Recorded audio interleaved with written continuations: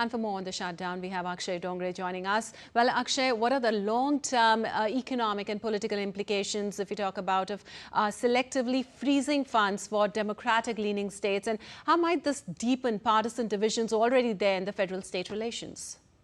Well, quite an interesting question there, Lipakshi, because that's the entire news. You know, the shutdown keeps on happening. They have happened earlier as well.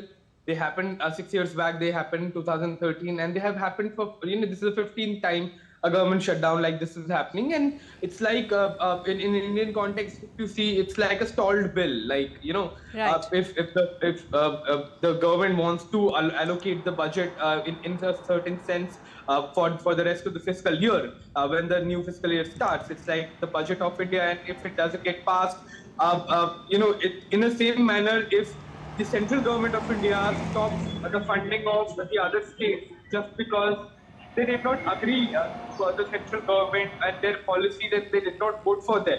So, it's as bizarre as that.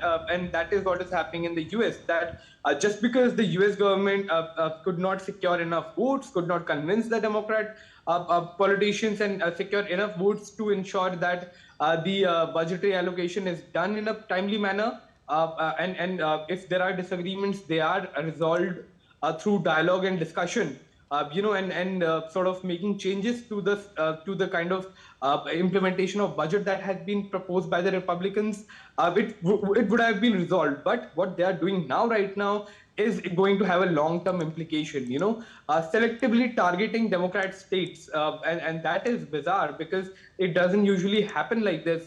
That targeted action will be taken against a Democrat as a punitive action for not voting for the kind of budgetary allocation.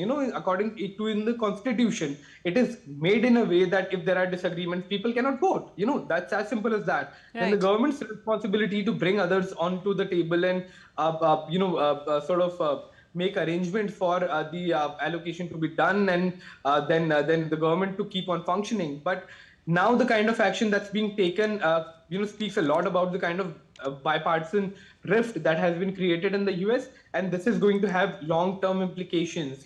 What we are expecting at this point in time is that the Democrats may move to the Supreme Court, and if the matter goes to the Supreme Court, given the history of the court, it is likely to be struck down. But Democrats have also hinted that many a times what is happening in the US right now is that in the last term, the judges and sort of the judiciary that also has been appointed by Donald Trump is seen being more favorable to the Republican government and Trump government. That seems to be sort of a rogue democracy functioning. Right.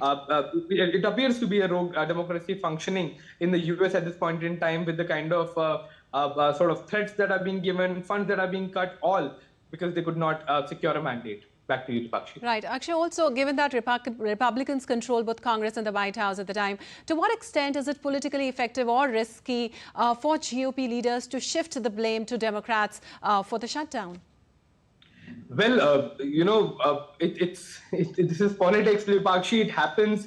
If the government fails, they blame the opposition for not being able to do as they wanted to do. But that is the job of the government, to secure enough votes, to bring enough votes as mandated in the Constitution to ensure that the budgetary allocation is done. So this seems to be like a scapegoating right now, but it doesn't seem this is going to be in long-term benefit for the Republicans, because this this may become a blot on the current administration, the way they are dealing with this crisis. Back to you. Right, Akshay, as you mentioned, it's politics. Shutdown hits transit and green projects. What does the targeting of infrastructure and the green energy funding reflect? Well, that's another thing. It seems that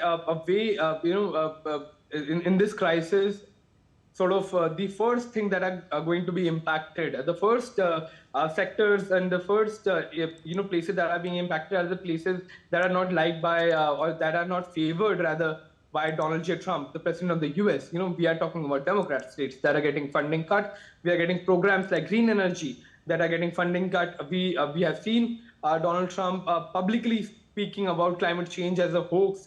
It's saying that it's not real.